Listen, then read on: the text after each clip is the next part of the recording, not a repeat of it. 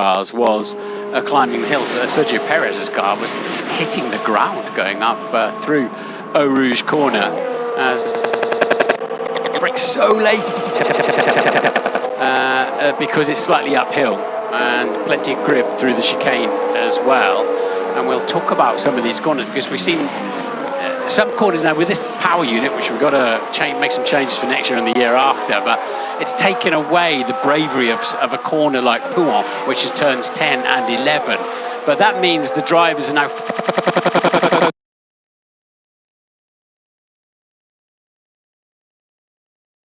corners like we've just seen there, no name Jackie Ick, some people call it, where they really push the limits of the car, and then the exit of the Fagnes chicane, where we've seen Lewis and Pierre Gasly in the barriers there as well. So the drivers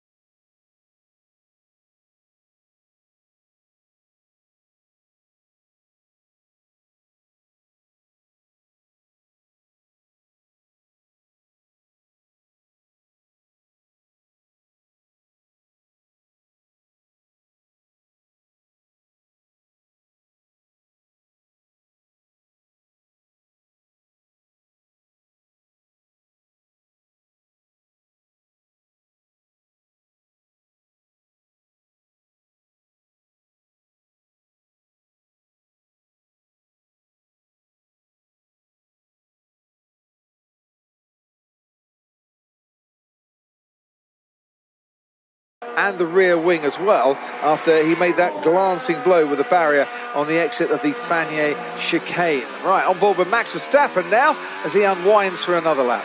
lovely wide turn in. You can give up the entry to that final corner. It doesn't matter when it's the build-up lap. You get a better launch. A lot of understeer there. The front of the car did not really turn in to Lassour's hairpin. Front tyres probably not in the temperature zone that he would ideally like them, but he's got a long way to go for those to build up. At the top of the hill, then over Radion, and you just keep climbing,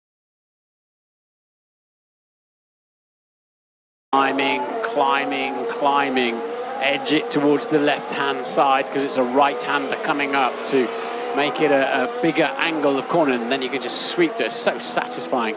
Nips a bit on that exit and then falls away from you here down the hill to a hairpin. Now this is where the braking can be tricky because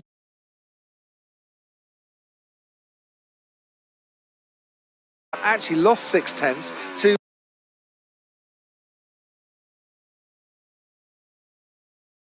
Max Verstappen in that second sector, so it could be a bit neck and neck here as Gasly and Colapinto go through to record their first times. Verstappen with a 1:45.9 straight then into the 1:45s. Has Kimi Antonelli got more pace first and third sector than Verstappen makes up in the middle sector? No, by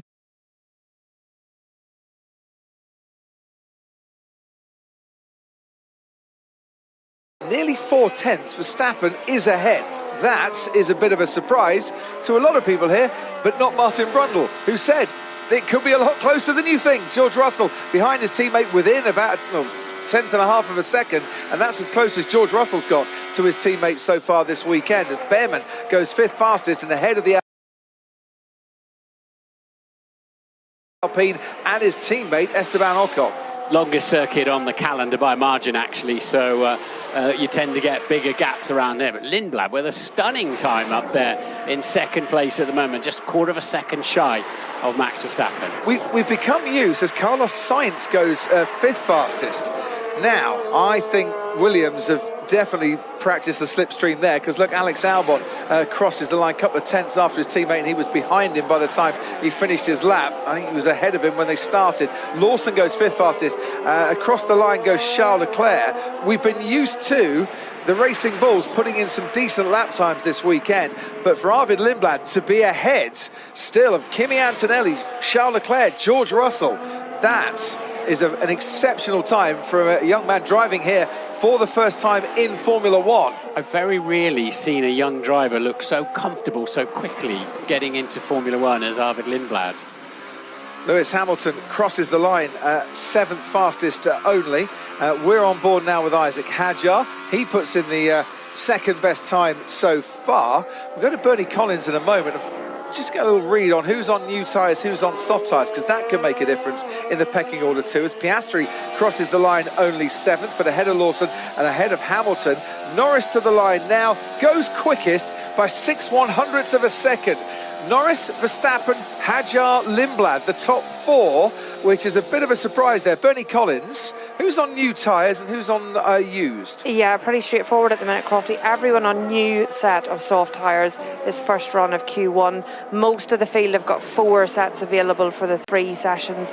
The only exception is Alpine have got 5 sets available for the 3 sessions. So, Martin Brundle, it's nothing to do with tyres. We lost a lot of temperature in the garage.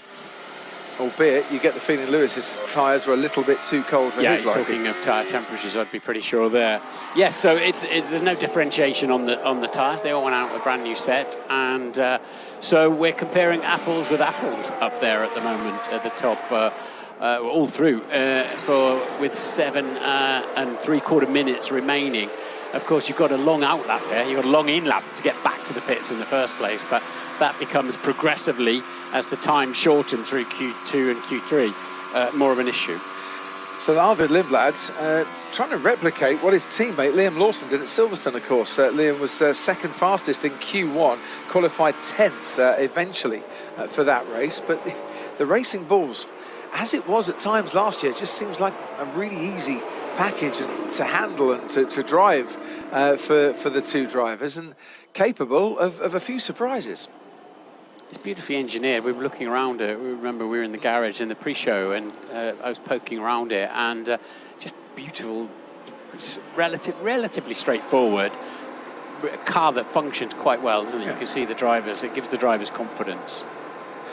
So Franco Colapinto studying the data. He's got at least 300ths to make up to try and get himself out of the elimination zone. Esteban Ocon is down there. He's only reached Q2 once in the last 5 races. Sergio Perez ahead of Valtteri Bottas, who, surprise, surprise, is 20th, where he's been 6th out of the 9 qualifying sessions for Grand Prix so far. And then it's Alonso and Stroll in the Aston Martins that are still waiting for that upgrade, and it can't come fast enough, and it should come for Budapest. Bernie Collins, to you.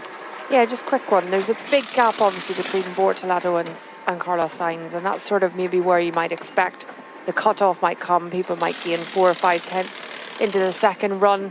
Verstappen sounding very confident coming into the garage there, discussing with GP if he should do another run unused, just so he gets a feel for it. They're happy, obviously, with that position that he is through, but Max saying no, he doesn't even want to go out on the used tyres. He's happy where he is, keep the new tyre reference, and sit in the garage and wait at the beginning of Q2. GP being Giampiero Lambiase, his race engineer for the time being, before he moves to a new role and a more senior role with McLaren in the next 12 months or so. Yeah, it's a funny old business when you're in a team. We've all experienced it at some point, and you've decided you're moving on, or somebody else has decided for you that you're moving on, and suddenly especially towards the end of the season, you become persona non grata. You don't get the knowledge, the information, because you're off, and somebody you were so close to, a team you're so close to, suddenly you're a bit of an outsider. Yeah, at some stage they're going to have to find a replacement for GP. And a regular replacement as well, which I assume would involve Max Verstappen in that choice. There's no point having, a full-time world champion and not using his guidance. Assuming Max is at Red Bull, of course. Ah, yeah. You see, I'm making a lot of assumptions here. There is that story, as we saw Oscar Piastri's car there as well. Maybe a swap. Verstappen and Piastri set the internet ablaze, that one, a few days ago. Oscar Piastri's manager, Mark Webber, tells me there's absolutely no truth in it whatsoever, but we know that the Verstappens have been to see, and the Verstappen management has been to see Zak Brown, the CEO at McLaren. So watch this space. We're officially in silly season. It's incredible how that knowledge gets out, isn't it? Private meetings. Absolutely extraordinary. Always has. Even if you meet on a deserted airfield somewhere, and I've actually done that, when I was managing a driver to do a deal, and somehow you still get noted, or a pilot tells somebody, or without realising what they're telling, and news always gets out. It's a very small business we're in here. I live very near an airfield, and I can tell when Max Verstappen is at Red Bull when he's flown in, because it's the noisiest plane that lands at that airfield, and I just get onto flight radar. Oh yeah, Max is in the sim again. It's easy to find.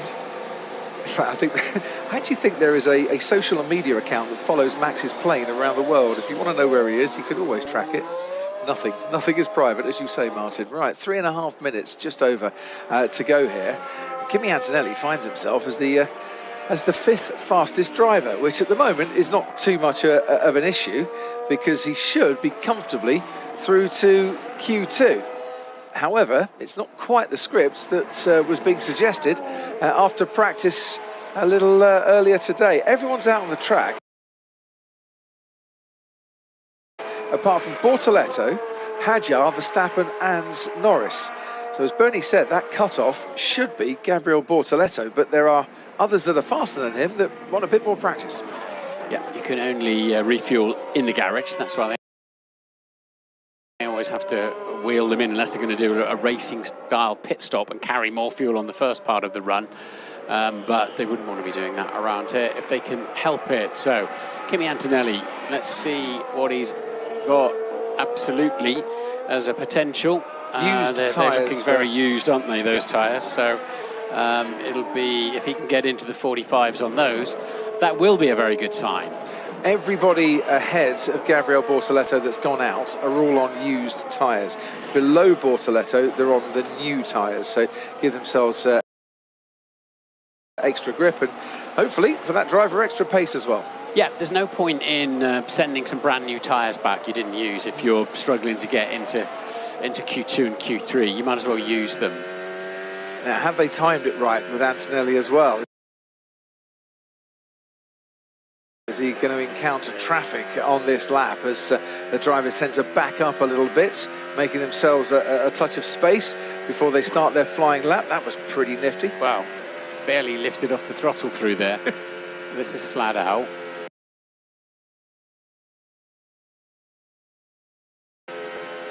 You hear the engine dull because of the lateral force going through the car, basically, and the car gripping up. Fania chicane having to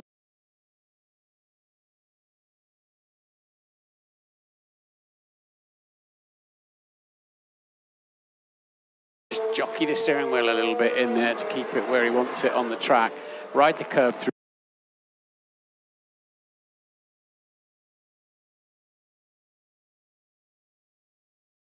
the exit there. You don't want to use too much curb on the way into Stavolo. It'll upset the car. Stay within track limits, but the gravel kind of fixes that issue there. Open the wings for a while. There are 5 of those around the track where you can dump drag and save some power. And they have timed it right, and everyone is through to start their final flying lap of this Q1 session, long before Kimi Antonelli makes his way towards this final chicane. Now, the projected cut-off time of a 1:47.1. plus or minus a couple of tenths. That is important for those trying to get out of that bottom 6. And of those in that bottom 6, you think that Colapinto would be the leading contender, thinking, I should really be down there. Bottas moves up at the end of his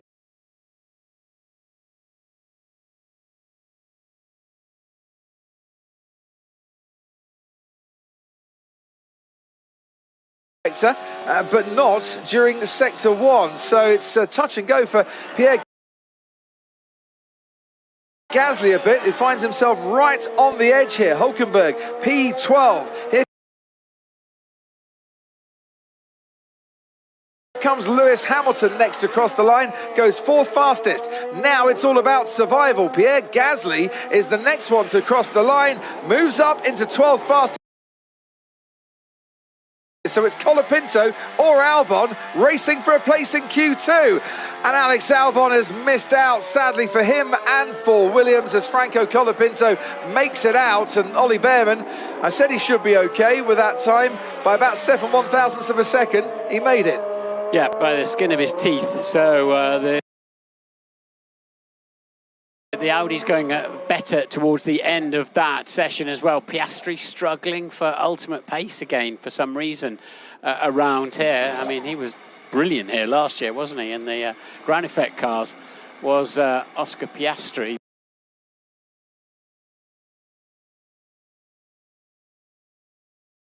But right up top, Lando Norris. George Russell found a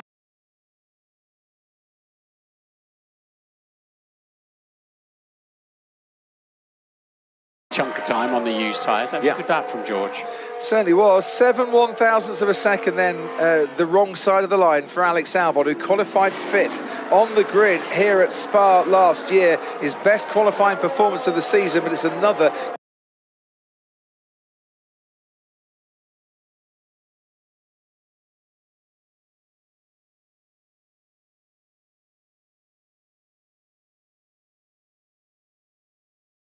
keep watching.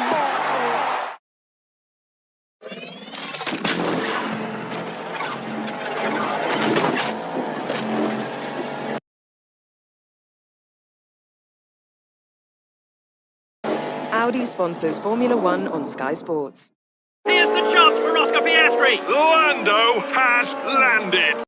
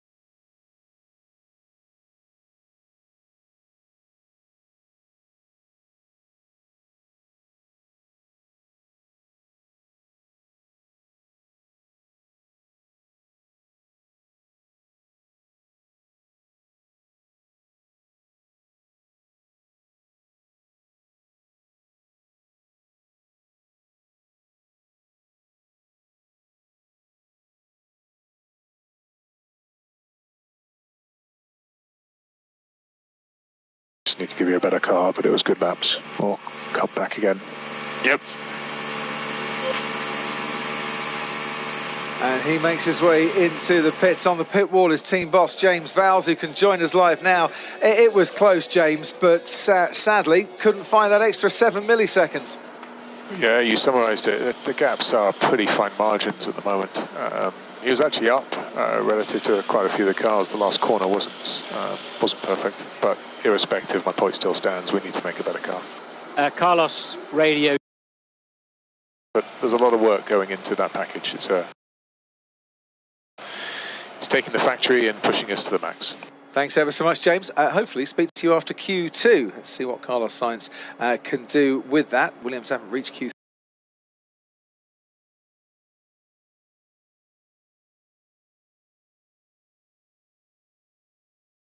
This season, but Sainz did reach SQ3 for the sprint in Montreal.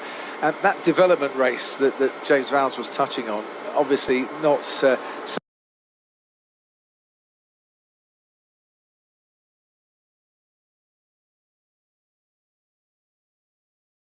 that Aston Martin have got involved with until next weekend in the new car.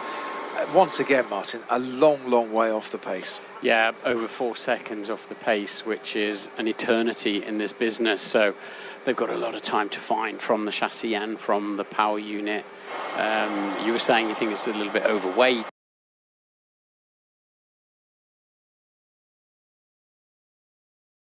As well. I'm pretty sure they'll come back a lot stronger than that in 2027. In fact, they will come back a lot stronger than that in 2027. So, Q1 done and dusted. Time to get on with Q2. And this could be very tight, trying to get out of this session as well. Bernie Collins is keeping an eye on tyre strategy for us. Of course, Crofty. So I think that the drivers that only have one new set of soft for this session are Hülkenberg, Sainz and Behrman. Everyone else, if my numbers are correct, has 2 new sets of soft, should they need to use them in this session. Obviously, we expect the front runners to try and get through on just one and have 2 sets available for Q3. Because that comes in very handy, obviously. Yeah, if you're new to Formula One, welcome. The difference between, I mean, we talk about new and used. The used ones will have done 3 laps. That's 21 kilometres. That's a lot. I mean, it's 15 miles or something. There's not a whole lot in it, but they've had a heat cycle and you've taken some life out of the surface of the tyre, and you just lose a little bit of grip everywhere, particularly in the traction zones where you want the mechanical grip of that fresh tyre. You can brake a little bit later, you've got a bit more front grip, you can take 1 or 2 miles an hour more into an apex and pick up the throttle. Mixing up with meters now, but pick up the throttle a little bit earlier. And just somehow, it's free time. It's free time. You don't even often drive the car that differently. It just carries more speed everywhere. It's not an exact science. Some people gains on the used tyres. George Russell, for instance, and that can be about driver confidence on a second lap. But Gabriel Bortoleto, from his used tyre run to his new tyre run on the softs in Q1, difference of 0.5 of a second, and that's the kind of thing that you would expect. Look how shiny and wonderful most of those tyres are down there, and how dull they're all going to look when they come back after a couple of laps or 3 laps. There's nothing on them to make them shiny. It's just where they come out of the mould. We used to have a thing called releasing agent. We talked about reliable informed a very long time ago. That doesn't happen. It's just the mould makes them shiny. Onto the racetrack then for George Russell. He puts. It seems like most have gone for, right, we're going to get the soft tyres on straight away. Max Verstappen saying in Q1, I don't want to go out for a run on the used. Just give me the new here as my reference point, and I'll sort out the rest. Yeah, others, I mean, George Russell, it was a sighter lap really, isn't it, when you go on the used ones, although he did, as you say, went faster, but it is just getting your eye in, basically, for when it really matters in Q3. If he does it again, he might insist on some used tyres at the sharp end of Q3. You know, it becomes a bit of a pattern by that stage. Right, so he wasn't the fastest man then, Kimi Antonelli, in the first part of qualifying. He has got through to the second part of qualifying, which is not something he managed last year, and had a pit lane start in the end here in what was his rookie season in Formula One. Incredible to believe that Kimi Antonelli goes into this weekend championship leader and just his 34th Grand Prix. That session also told us there's nothing wrong with Lewis Hamilton's fixed Ferrari.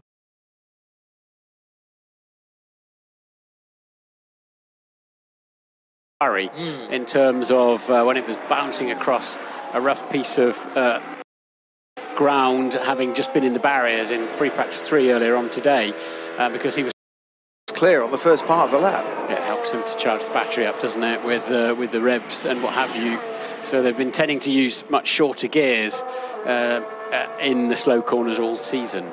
A 30.1 for Kimi Antonelli. We'll keep an eye on that. 3/10 up on Gasly, 4/10 up on Colapinto, who'd gone through a little further ahead. His teammate George Russell is only just behind him on the road. Russell goes through that first sector in a 30.3. That was a good first.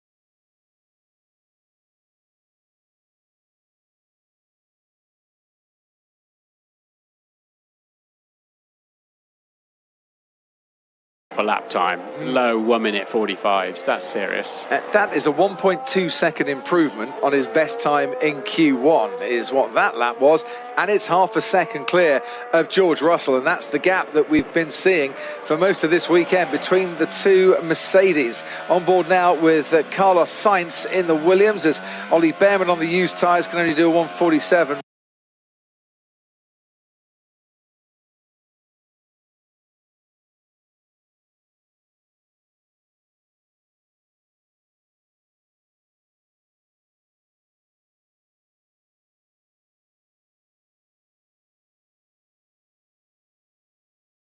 Trying to fix the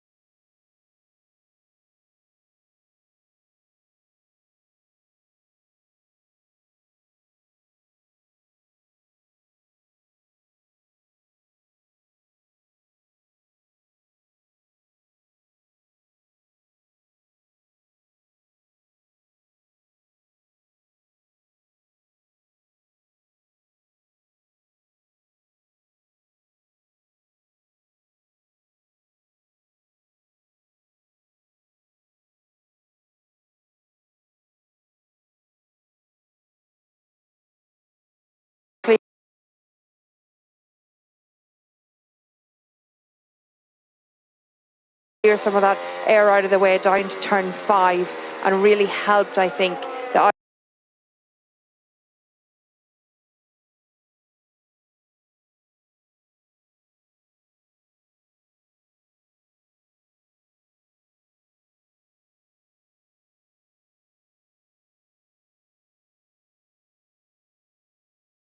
that they're probably going to pull away and not disturb you too much in the next part of the lap. Yeah, and you can see right at the moment, Max 5th, a tenth of a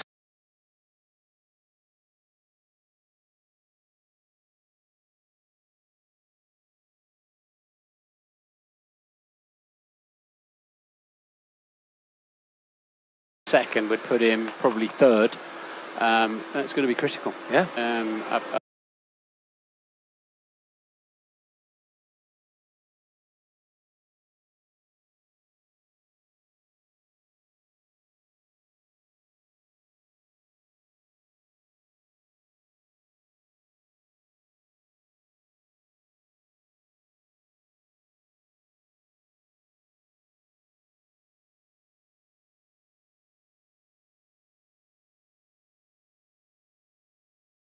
Too far away with 7/10 off his teammate currently. And what's George going to do? Is he going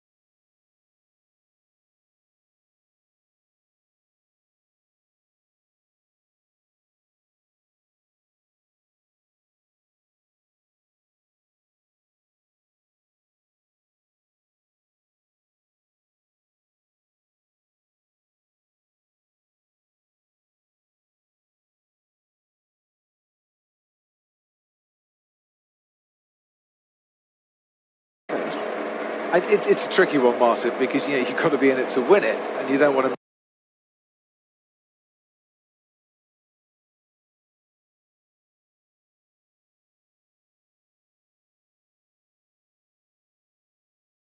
miss out. No, especially if the track get a bit of evolution on the track, it cleans up a bit. Temperatures will we're now 25.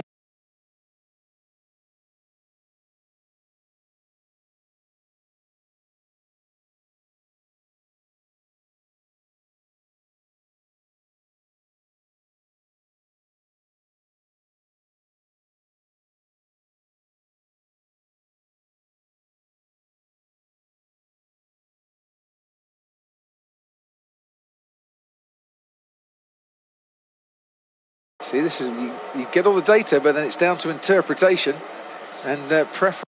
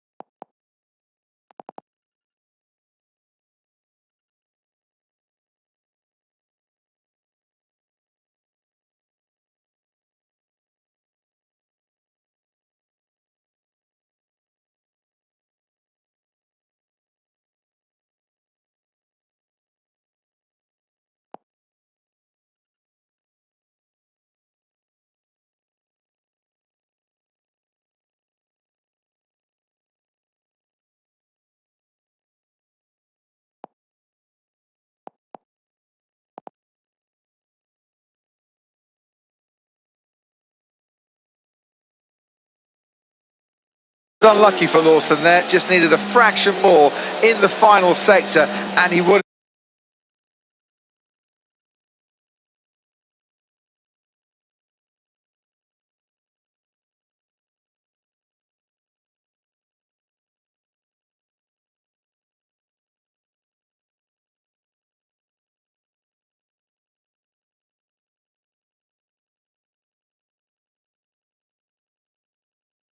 have made it, but here's one of six that don't go to the 10 shootout. Lawson misses out along with Gasly and Colapinto and Hulkenberg and Sainz and Behrman for Haas. Fastest driver, Kimi Antonelli, 1.2 seconds quicker than he was in Q1.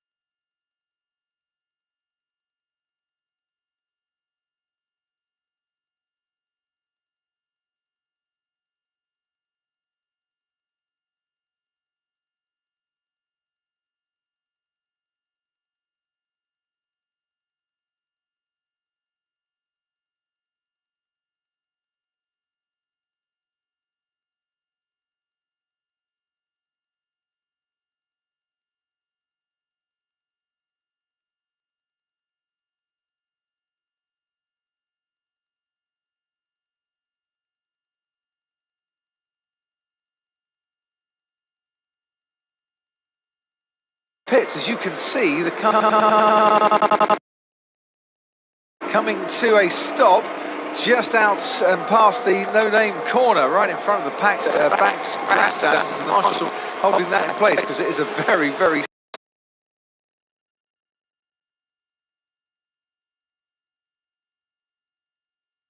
steep slope. But what was the issue? Let's ride on board and see if we can find out.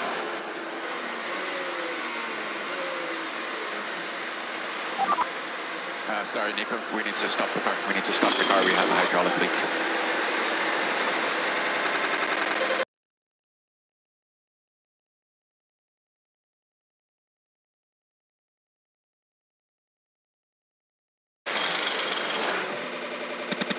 thought Martin Brundle, has he run out of fuel? No, hydraulic leak. Yeah, and he smartly turned it towards a little service road there, and as he got out of it, it's like rolling down the hill. As such as the hill down to Prix corner, but yeah, sad news.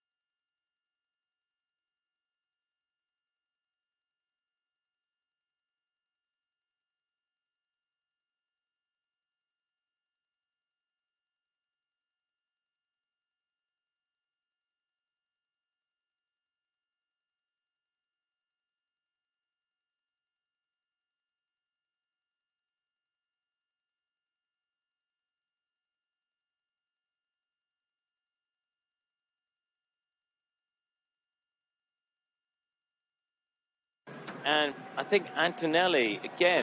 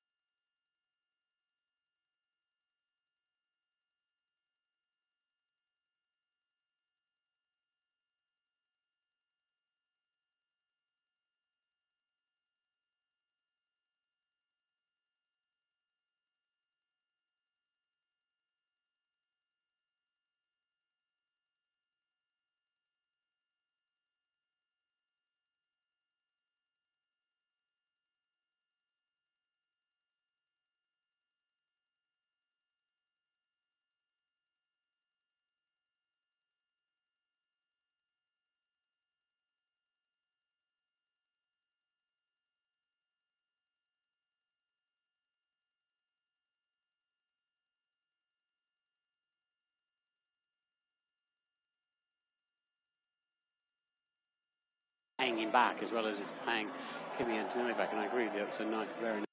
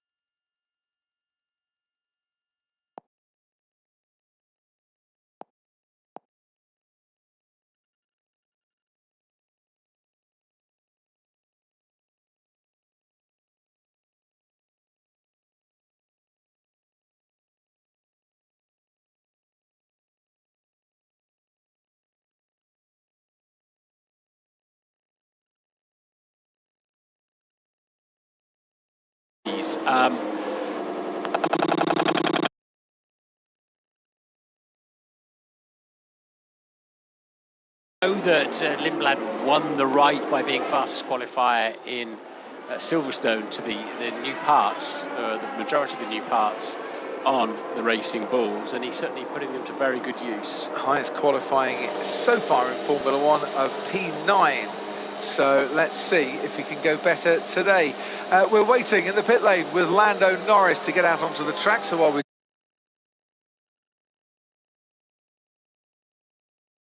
do that, Bernie Collins difference. Yeah, it's quickly on tyres and Crofty. The 4 drivers that have a used set or 1 new set for this session, those 4 are 3 that you would expect. So Arvid Limbad, Hajar and Bortolato have only got 1 new set, so I expect their first.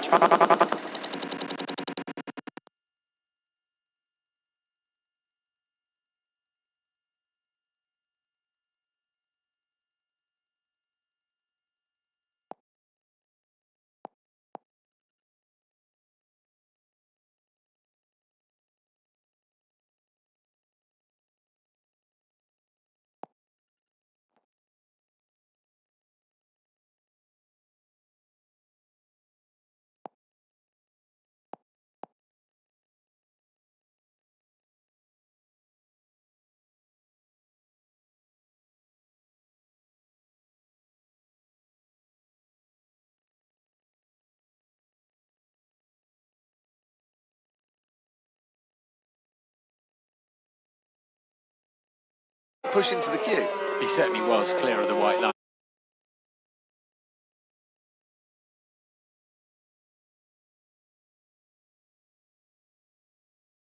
And as you say,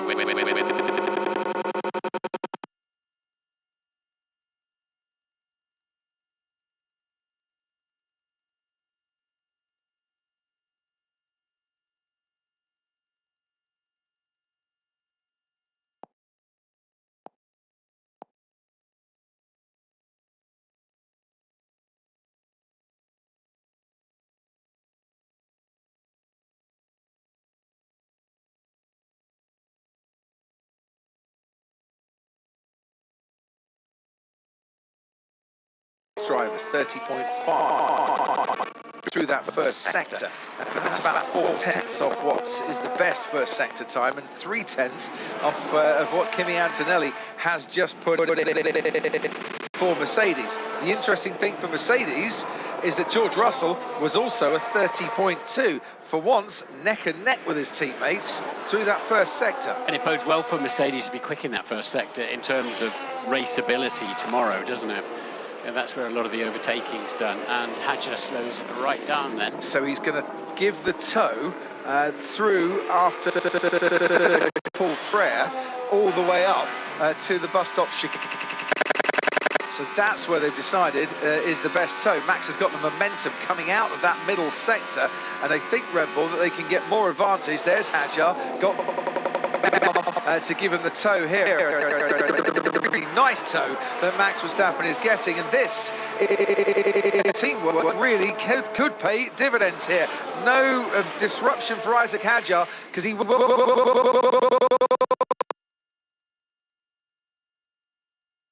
back of the grid, so he's done for his teammate here.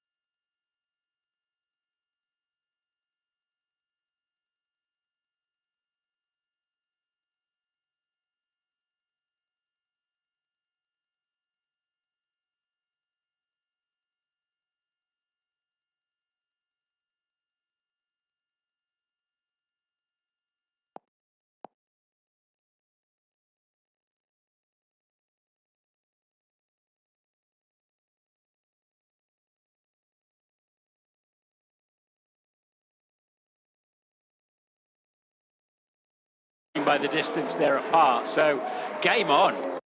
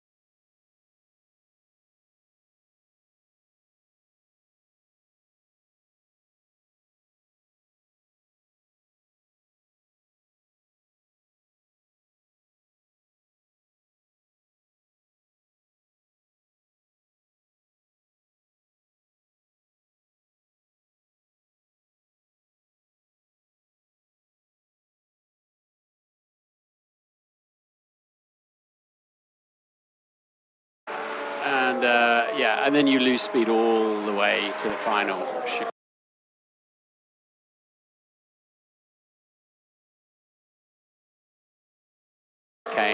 Bertie, what can you tell us? Yeah, just having a quick listen in with Kimi Antonelli. And he's told that he's losing a tenth to Norris, turn 5 and turn 12.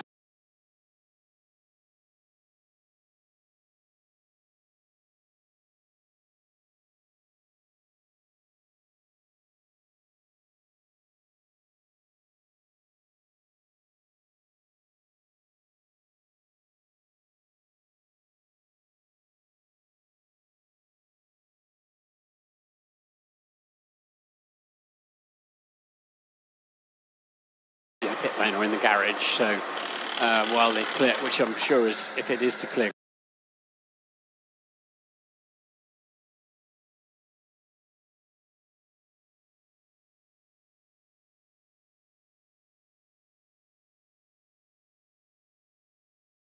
Gravel, that's very strategic in terms of timing of that red flag.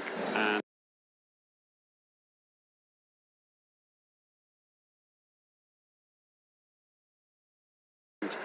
they're saying the track is clear. No, but Well, there it no, is. it's not. There's a bit of gravel on there. So people with brooms assemble and we'll get that gravel swept away. And what you don't want is any car picking up a puncture because of that, and that puncture causing something unexpected through a corner like Blanchimont, for instance.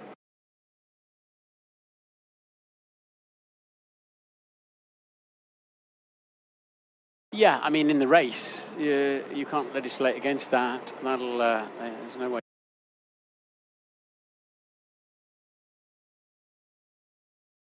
You can stop the race to clean that up, and there'll be cars out there fairly frequently, I'm going to imagine, because you have to take so much speed through that corner, and there's nowhere to go on the exit if you have a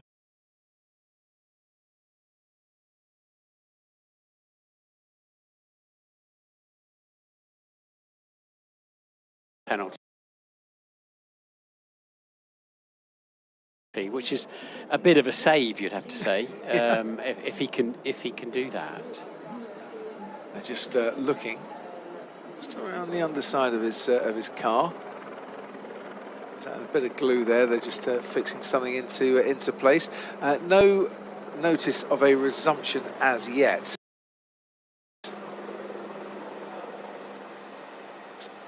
I sit watching Isaac Hadjar. Do Red Bull do exactly what they did before? Interesting concept, isn't it, to give you that slipstream at the end of the lap, not the beginning of the lap. It's quite unusual, that. But I guess what you can't do is have both, because as we said, you've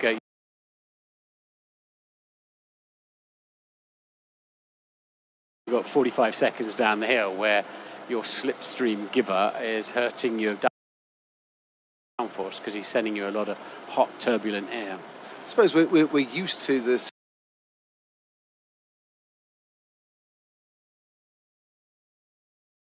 slipstream being offered up in the first sector because that was DRS in those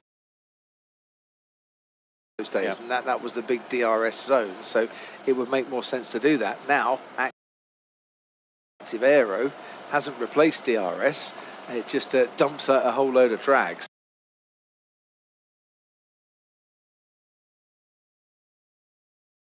So if you've got momentum coming through that middle sector, keep that momentum going. Yeah. With a nice slipstream through Blanchimont. But you really want to build the speed at the beginning of a straight, because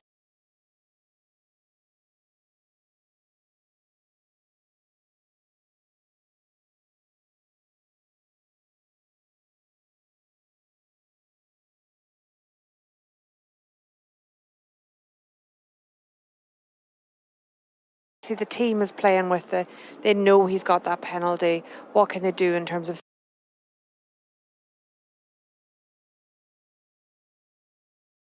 saving tyres for Sunday? You might think it was going to be a one-stop race, medium hard. He's got loads of those tyres available.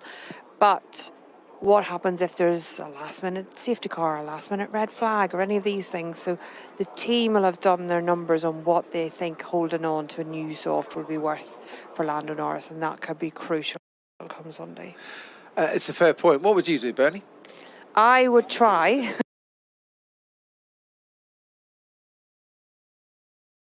and get Lando Norris to stay in the garage, but I know that drivers think very differently to engineers, but it'll all come down, what numbers they've done. What they'll have basically overnight last night looked at what a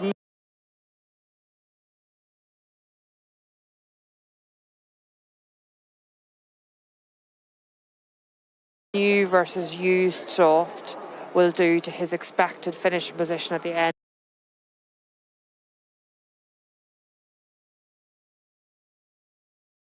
Or two, or do you want the performance tomorrow? Will you even get on the soft tyres tomorrow? Is certainly if there's a later safety car, you unquestionably would. But it's a bit chicken and egg, that one, isn't it? It is a bit. Once again, as it stands at the moment, we do have an instance of a driver who was fastest in Q3, not starting from pole in the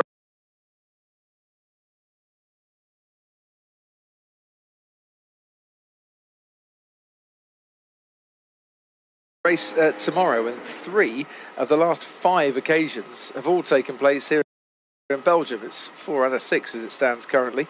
In Qatar in 2024, Max Verstappen for dangerous driving, fastest in Q3, didn't get pole. Then there were the power unit and gearbox penalties in 24 and 23 here. Kevin Magnussen in the sprint race format in 2022. He officially got pole that weekend and didn't start the Grand Prix on pole because we had a sprint race which decided the order for the Grand Prix, and then Verstappen here in 22 as well. I like Bernie's concept of keeping the driver happy. That's quite novel, I think. I don't remember much of that in my career. It's the new caring, sharing, loving world, isn't it? You've taught me that, Martin, in the last few years that we've been working together. Oh, come on. You work with some benevolent, kind-hearted, wonderful, charitable human beings over the years. I did. And then some team bosses as well. And then I got into Formula One. Yeah, exactly. Keeping the driver happy. Well, they get the closest parking spots to the paddock every time. So what more do you drivers want? Well, they don't even drive in themselves. Exactly. They have somebody to drop them off. Best job is to look the visors and the crash helmet and the rip-offs as well. That's a good job for the week.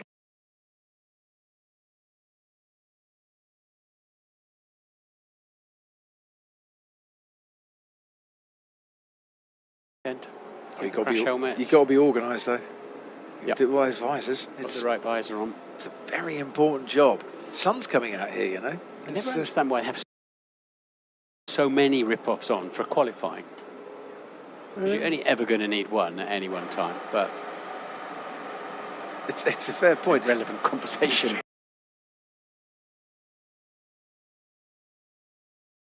But there's nothing else going on. But I'm just surprised to see that many tear-offs on the visor. Yeah. I suppose it depends, because you never quite know what you're going to get stuck behind or what's going to happen in front of you and how many flies are going to be buzzing around. Put it out of the car, but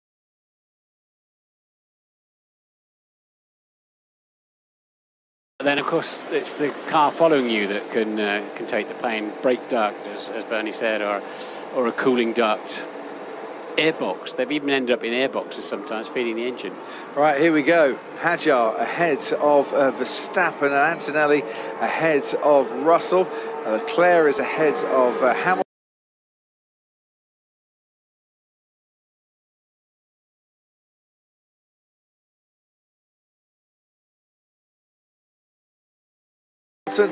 Lando Norris is being lowered down onto the ground and will be making his way out into the sunshine. We've got a few qualifying clouds that are hanging around the circuit, but the sun is very much peeking through those clouds. Currently, track temperature's just gone up by about a degree, which you think make no difference whatsoever, but watch this space in case it does. Yeah, obviously less traffic, plenty of track to go out. Wonderful, wonderful experience to go out and qualify here. Your car's as light as it's going to be. Everything is turned up to 11, as I said. Track is bone dry. How inviting does Eau Rouge and other corners look in these conditions? And the last driver to cross the line will be Lando Norris behind his teammate Oscar Piastri. So the man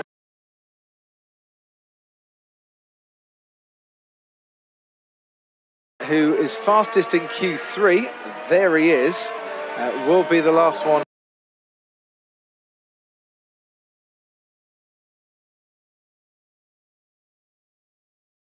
over the line as it stands to do their final qualifying run.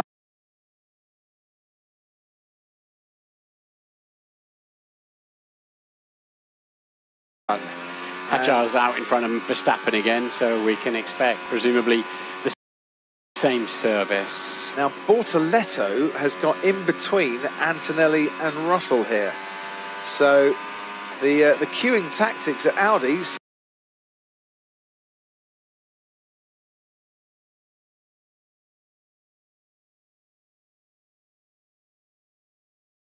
closer this time. You could just see Hadjar disappearing around the source momentarily there. So Max is closer than he was last time around, and again front of the car, a bit reluctant at the source, but he'll have that grip later on in the lap. And will he get a very distant tow from Hadjar here? And what do they say? It's about 3.5, 4 seconds, maybe a bit more before the air kind of settles behind that car in front. Either way, Verstappen might be giving a distant tow to Kimi Antonelli too. Through the first sector, a 30.4 for Verstappen, a 30.1 for Antonelli. yeah, that's Max's personal best, but this is not where he's at his fastest on this track with this car. It's through the middle part of the lap. 46.1 is the peak of getting through this section. Absolutely on the limit of track there and using all available. George Russell faster than his teammate through the first sector. Charles Leclerc only a tenth behind Lewis Hamilton. That same 30.1 as the two Mercedes, and Arvid Lindblad getting the same 30.1 as he gets a distant tow behind Lewis Hamilton. Bortoletto and Hadjar a long way off in terms of those first sector times, but Lindblad with the fastest first sector of the lot. Verstappen is only 8/100ths off through the first two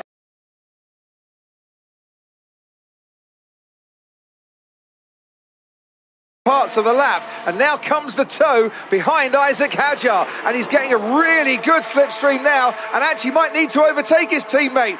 Does so. Did that cost Verstappen a bit of time? Did he have to check? I wonder, as he gets to the bus stop chicane. A 46.0 in the middle sector for Verstappen and Antonelli, a 46.1 for Charles Leclerc. Verstappen crosses the line on pole position, 1:44.6. Crowd go wild.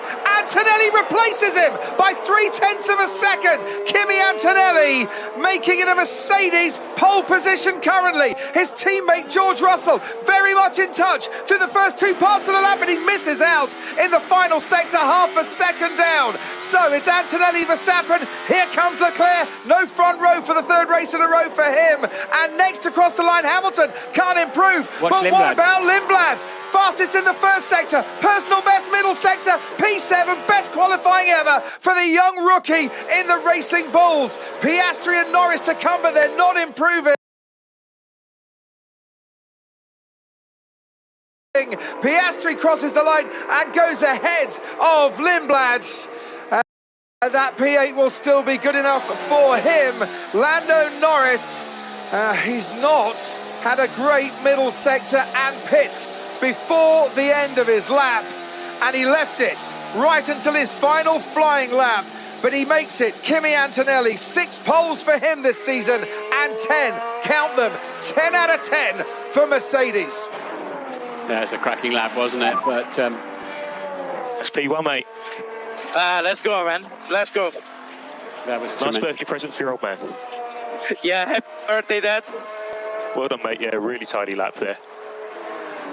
That's great, isn't it? So it looked for all the world as if Max had just got tucked up a little bit too close behind his teammate, but it worked, didn't it? It worked. He got a very good final sector. He just wanted to have to just check a bit before he then